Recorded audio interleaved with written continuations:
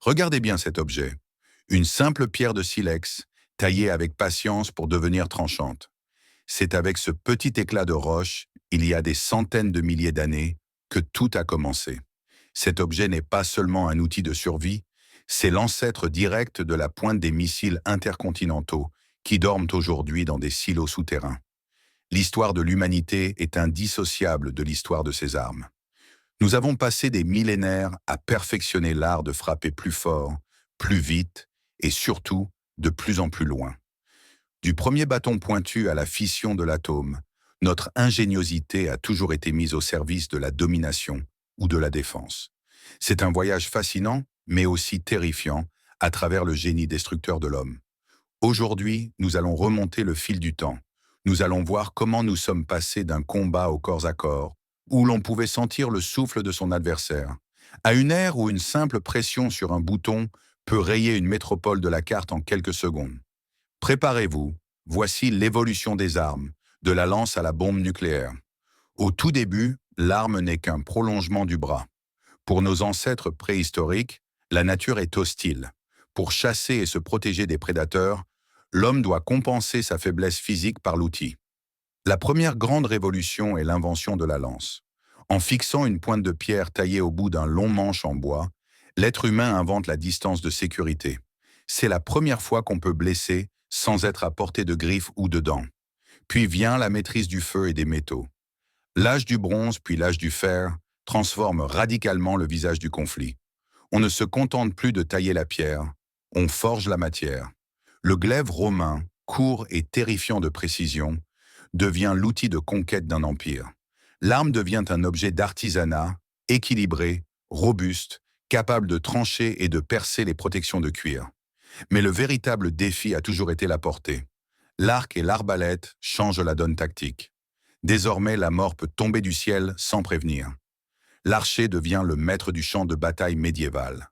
Un chevalier en armure complète, symbole de puissance et de richesse, peut être terrassé par un simple paysan armé d'un arc long à plus de 200 mètres.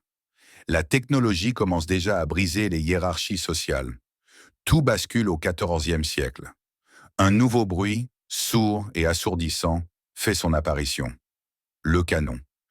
Venu d'Asie, la poudre noire est le premier grand saut technologique vers l'ère moderne. Au début, ces bombardes sont plus dangereuses pour ceux qui les manipulent que pour l'ennemi. Elles explosent souvent, sont lentes à charger et totalement imprécises. Mais elles ont un avantage psychologique immense et peuvent réduire en miettes les murailles des châteaux les plus solides. L'arme individuelle suit cette évolution. Le mousquet remplace progressivement l'arc. C'est une étape cruciale.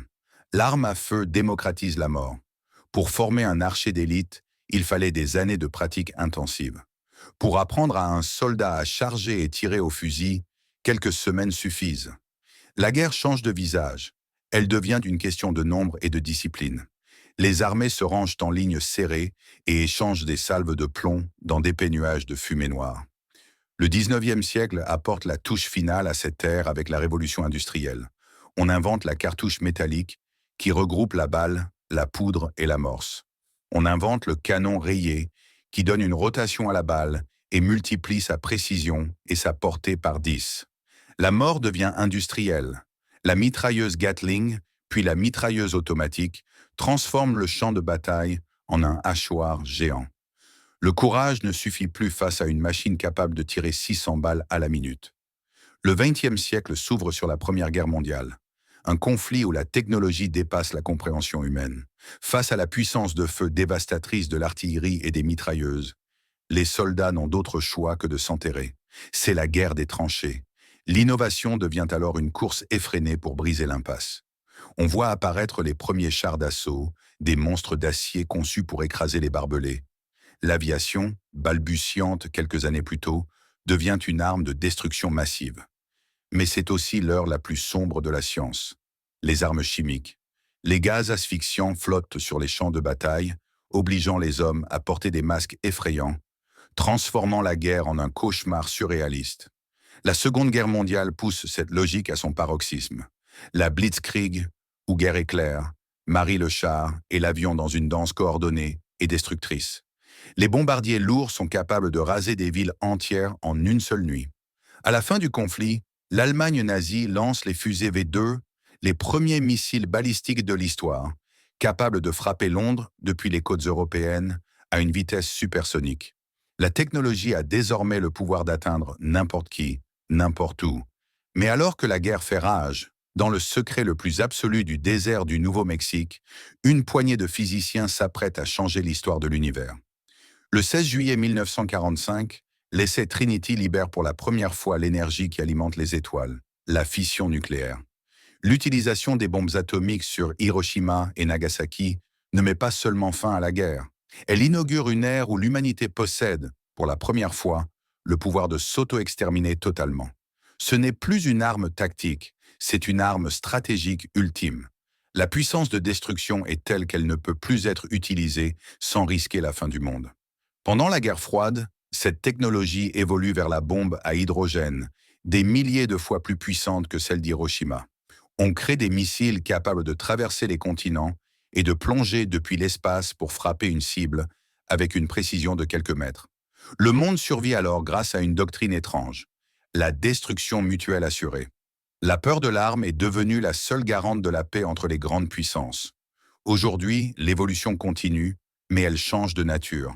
L'arme nucléaire reste l'ombre qui plane sur nous, mais les conflits modernes se tournent vers l'invisible et le précis. Les drones autonomes, capables de décider de frapper une cible grâce à l'intelligence artificielle, redéfinissent la notion de responsabilité. La cyberguerre permet de paralyser un pays entier, son réseau électrique, ses banques, ses communications, sans tirer une seule balle. Les missiles hypersoniques, capables de voler à 5 fois la vitesse du son, rendant les systèmes de défense actuels obsolètes. La guerre se déplace même dans l'espace, où des satellites pourraient devenir les prochaines plateformes de tir. De la lance en bois à la tête nucléaire, le parcours de l'humanité est vertigineux. Chaque innovation a été vendue comme un moyen de finir les guerres plus vite ou de protéger les siens, mais chaque innovation a aussi augmenté l'échelle de la destruction. Nous sommes passés d'un monde où la force physique d'un homme décidait de l'issue d'un combat, à un monde où une décision prise dans un bureau peut sceller le destin de millions de personnes à l'autre bout de la planète. L'arme la plus puissante reste, au final, l'esprit humain. C'est lui qui a inventé la lance. C'est lui qui a fendu l'atome.